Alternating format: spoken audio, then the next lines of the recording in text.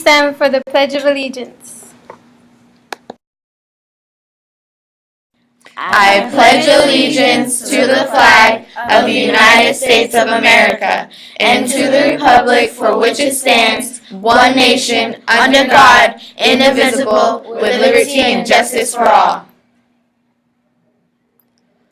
Honor the Texas flag. I pledge allegiance to thee, Texas, one state under God, one and indivisible. Please remain standing for the moment of silence.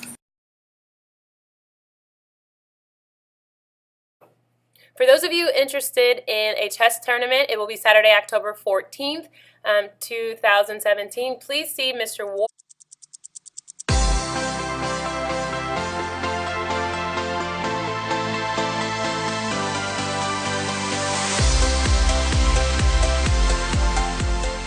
I'm Carl Azus for CNN 10, and we welcome our viewers from around the world. It caused widespread devastation on the island of Dominica, and last night Hurricane Maria was roaring toward the U.S. territory of Puerto Rico as a Category 5 storm. We are closely watching this and will bring you an in-depth report in tomorrow's show. Meantime, CNN.com has the latest. Another natural disaster has struck the North American nation of Mexico. A little over a week after a magnitude 8.1 earthquake occurred near the country's southern coast, a magnitude 7.1 tremor hit yesterday, this one in central Mexico, and it caused some buildings to collapse in the capital of Mexico City, about 75 miles away. Initial reports indicated that dozens of people were killed nationwide, but we don't know yet how many. Information was pouring in as we produced this show. Schools were closed in the Mexican capital. The airport was closed. Mexican President Enrique Peña Nieto ordered the evacuation of damaged hospitals, with patients being moved to other medical facilities. This earthquake came exactly 32 years to the day after another tremor killed about 9,500 people in and around Mexico City. The depth was about 32 miles. That may not seem that deep to you, but that plays a very important role in terms of the vicinity. So again, here is where it is located, just for some reference point.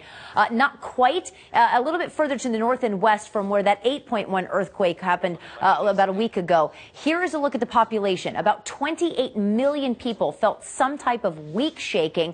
20 million felt some type of moderate shaking, and you have about 9 million people that experienced some type of strong shaking. We talked about the depth, okay, 32 miles, which is about 51 kilometers, okay, up to 70 kilometers. It's still considered a shallow earthquake. So even though that may not seem like it would be at 32 miles, it is. In this grand scheme of earthquakes, that is still considered a shallow earthquake. That's important because shallow earthquakes often cause the most damage compared to the ones that are deeper, regardless of the strength. But this also was a relatively strong earthquake. When we talk about fatalities, it's estimated to be in this orange range, which could be anywhere from 100 up to 1,000. All of this information, by the way, coming from the U.S. Geological Survey in terms of economic losses as well. Now, frequency, we often get about 15 earthquakes that are between a 7 and a 7.9 every year, so it's not uncommon to get these.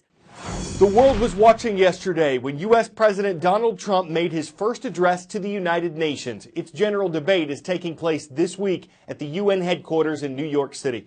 President Trump has repeatedly criticized the organization for not taking enough action to achieve its goals, which include international governments working together to solve world problems. In his address yesterday, the U.S. leader said America hoped the UN would be more accountable and effective in the days ahead. And he echoed a phrase he used during his presidential inauguration speech on January 20th. I will always put America first, just like you, as the leaders of your countries, will always and should always put your countries first. The United States will forever be a great friend to the world, and especially to its allies. But we can no longer be taken advantage of or enter into a one-sided deal where the United States gets nothing in return. One such deal the president mentioned was the international nuclear agreement with Iran, which was reached in 2015. He also spoke out against terrorists and the countries that support them, and he took aim at North Korea and its dictator Kim Jong-un. President Trump controversially called him Rocket Man and said that if the U.S. were forced to defend itself or its allies, it would, quote, totally destroy North Korea.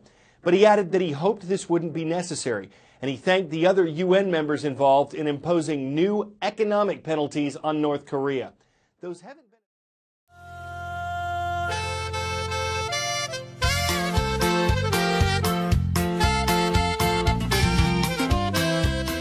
Today we're talking about Jorge Ramos. He was born March 16, 1958. He's married to Lisa Bolivar and has 2 children. He is from Mexico City, and he is a journalist and author. He's anchor of Univision News television program Noticiero Univisión 23. He is also a helpful part of the community. Siempre te amé. Es asombroso saber